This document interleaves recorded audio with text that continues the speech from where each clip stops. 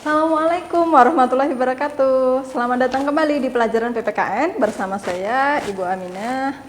Hari ini kita akan belajar tentang materi kelas 11 bab 3, yaitu tentang sistem hukum dan juga peradilan nasional. Nah, apa saja kita lihat bersama-sama. Nah, kita akan belajar tentang sistem hukum dan peradilan nasional. Nah, ada beberapa pakar yang mengartikan apa itu hukum.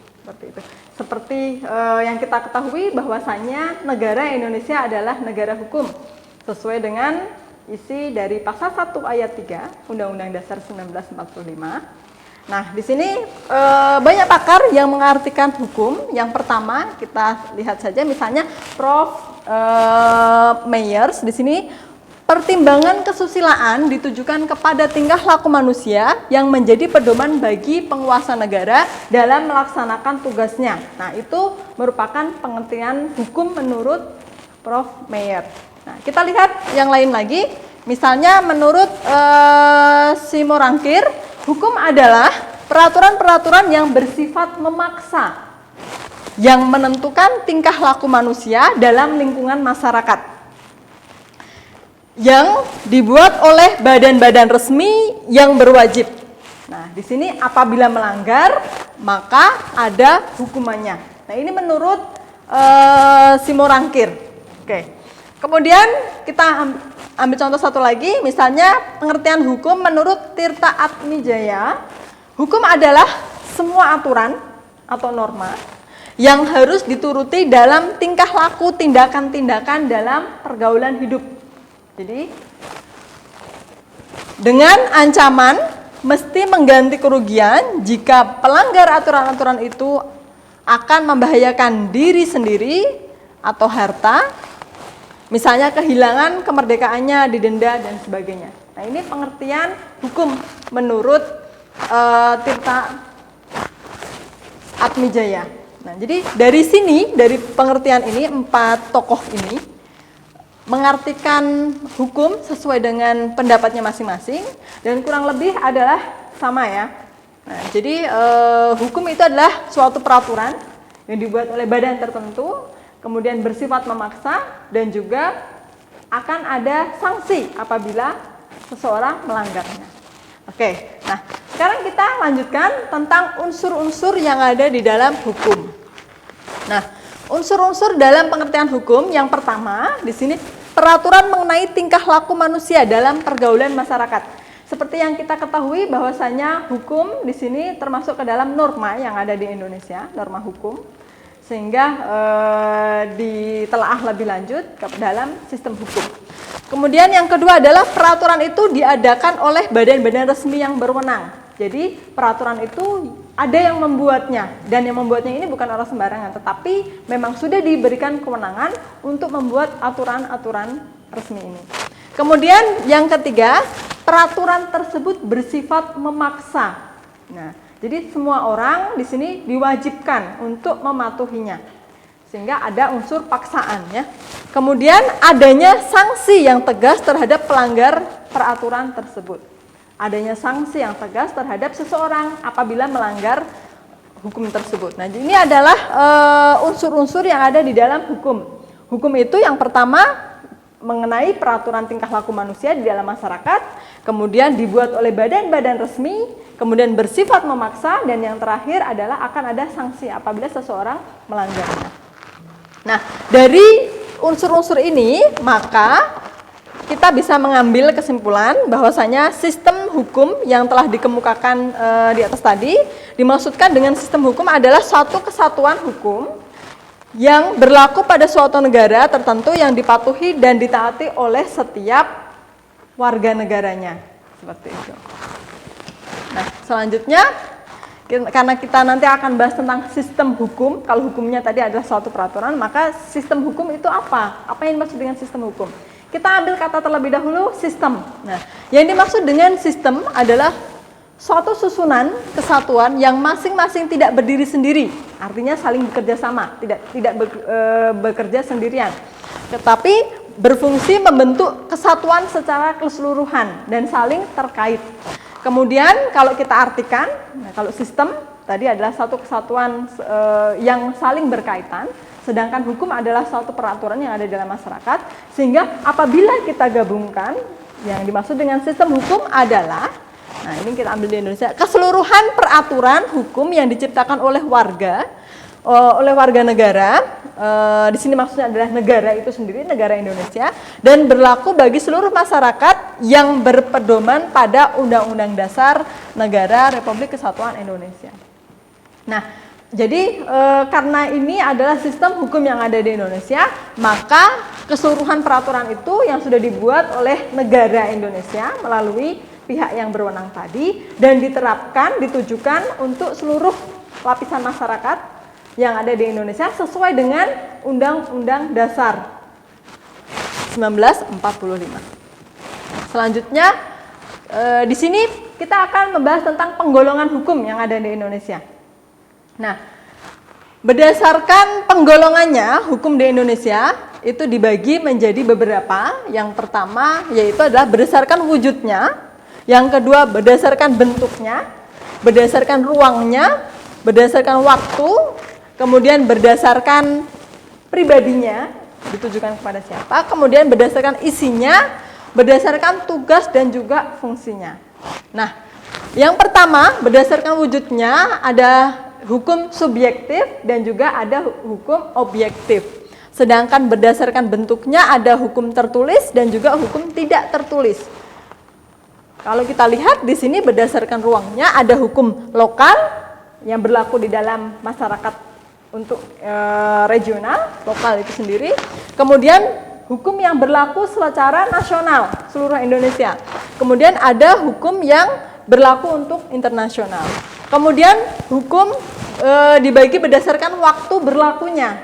Ada 3, yaitu adalah ius constitutum, kemudian ada ius constituendum, dan juga hukum antar waktu. Selanjutnya, penggolongan hukum berdasarkan pribadinya, yaitu ada hukum untuk satu golongan tertentu, kemudian hukum untuk semua golongan, kemudian ada hukum antar golongan yang mengatur di antara golongan-golongan tertentu. Kemudian berdasarkan isinya, yaitu ada hukum publik dan juga hukum privat, nah atau hukum perdata. Hukum publik sendiri itu dibagi menjadi hukum tata negara, kemudian hukum administrasi negara, hukum pidana, dan juga ada hukum acara. Sedangkan hukum berdasarkan isinya yang masuk ke dalam hukum privat atau perdata adalah hukum perseorangan, hukum keluarga, hukum kekayaan, dan juga yang terakhir ada hukum waris. Bagaimana pembagian warisan dalam suatu negara itu ditentukan. Nah, di sini ada aturannya. Nah, ini masuk ke dalam hukum privat atau hukum perdata. Nah, yang terakhir penggolongan hukum berdasarkan tugas dan juga fungsinya. Ada 2, yaitu yang pertama adalah hukum material, sedangkan yang kedua adalah ada hukum formal. Nah, hukum formal sendiri ada pidana formal dan juga ada perdata formal. Oke, sekarang kita coba kupas satu persatu penggolongan hukum ini. Yang pertama yaitu adalah hukum berdasarkan sumbernya. Nah, ini dari mana hukum itu berasal, seperti itu. Yang pertama adalah berdasarkan sumbernya ini ada dari undang-undang, ada dari custom atau kebiasaan, ada jurisprudensi, ada treaty atau traktat, dan juga ada doktrin atau pendapat sarjana hukum tertentu. Nah, berdasarkan undang-undang, peraturan negara yang mempunyai kekuatan hukum mengikat diadakan dan dipelihara oleh penguasa negara atau legislatif yang membuat undang-undang itu sendiri.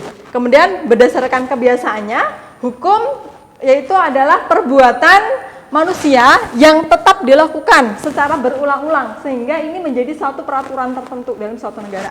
Kemudian jurisprudensi adalah keputusan hakim yang terdahulu yang sering diikuti dan dijadikan sebagai dasar untuk hakim-hakim selanjutnya dengan masalah yang sama. Kemudian yang selanjutnya ada traktat atau treaty. Ini adalah perjanjian yang diadakan oleh 2 orang atau lebih. Nah, perjanjian ini biasanya perjanjian tentang internasional antara satu negara dengan negara lain yang dijadikan sebagai sumber hukum. Maka ini masuk ke dalam hukum berdasarkan sumbernya. Yang terakhir adalah berdasarkan pendapat sarjana hukum, yaitu pendapat seseorang atau beberapa orang sarjana hukum yang terkenal dapat dijadikan sebagai dasar keputusan hakim. Jadi pendapatnya yang berkaitan dengan hukum yang sekiranya cocok dengan kondisi-kondisi hukum tertentu, maka ini juga dijadikan sebagai sumber hukum. Selanjutnya, nah kalau kita lihat di sini berdasarkan wujudnya, tadi kita membahas ada dua, yaitu hukum tertulis dan juga hukum tidak tertulis. Yang pertama adalah hukum tertulis. Nah, artinya adalah segala peraturan yang tertulis, yang nyata, yang sudah tertuang dalam bentuk tulisan secara resmi, yang telah diumumkan berlaku oleh pemerintah dalam lembaran negara. Nah, contohnya adalah kitab undang-undang hukum pidana, itu termasuk hukum tertulis. Kemudian kitab undang-undang hukum perdata, ini juga masuk ke dalam hukum yang tertulis. Selanjutnya, hukum tidak tertulis, yaitu adalah, nah di sini satu kebiasaan yang sering dilakukan, ya kan, dengan kesadaran hati yang sudah melekat kepada masyarakat dan disepakati secara bersama. Nah, biasanya contohnya adalah hukum adat. Ini adalah hukum yang tidak tertulis, tetapi dilakukan, tetapi tidak ada tulisannya, tidak ada aturan secara tertulisnya bahwa ini adalah hukum seperti itu dalam suatu masyarakat tertentu. Nah, tetapi masyarakat sudah sering melakukannya, maka itu disebut dengan hukum tidak tertulis, tetapi masyarakat melaksanakan. Nah, berdasarkan fungsi peraturannya, di sini ada hukum material. Nah, hukum material ada sekelompok peraturan hukum yang mengatur tentang suatu bidang tertentu, yang pada dasarnya ini menggariskan pengertian yuridis tentang seluk-beluk hal yang diatur dalam bidang tersebut, masalah apa saja yang pasti atau bisa saja timbul, dan bagaimana pemecahan dan juga pencegahannya, apa saja yang diwajibkan, dilarang, diperbolehkan untuk dilakukan dalam bidang tersebut, sanksi apa saja yang dapat dijatuhkan kepada pelanggar ketentuan hukum tersebut. Nah, ini termasuk ke dalam hukum material. Kemudian contohnya tadi ini ada KUHP dan juga contoh lain adalah hukum dagang. Jadi materinya. Kemudian yang dimaksud dengan hukum formal atau biasa disebut dengan hukum acara adalah sekelompok peraturan hukum yang mengatur mengenai bagaimana cara pelaksanaan. Nah, kalau tadi hukum material mengenai tentang hal-hal yang tertulis, nah kalau yang ini lebih kepada pelaksanaan dan juga penerapan hukum material tadi dalam praktek pengadilan sehari-hari. Nah, hukum pidana formil ini biasa disebut juga hukum acara pidana. Nah, kemudian hukum perdata formil disebut dengan hukum acara perdata. Seperti itu. Selanjutnya, berdasarkan tepat berlakunya, tadi kita bahas ada hukum nasional, kemudian ada hukum internasional, hukum asing, dan hukum gereja. Nah, ini ada pendapat yang menyatakan ada hukum gereja. Kemudian, yang dimaksud dengan hukum nasional adalah hukum yang berlaku untuk suatu negara tertentu. Jadi, hanya berlaku dalam negara itu saja, nasional. Kemudian ada hukum internasional, yaitu hukum yang mengatur hubungan hukum dalam dunia internasional. Jadi mengatur negara-negara yang ada di dunia internasional. Negara satu dengan negara yang lainnya ada hukum yang mengaturnya. Kemudian ada hukum asing, yaitu hukum yang berlaku dalam negara lain. Kemudian kalau hukum gereja, yaitu adalah kumpulan norma-norma yang ditetapkan oleh gereja untuk para anggotanya. Ini termasuk contoh dari hukum berdasarkan tempatnya.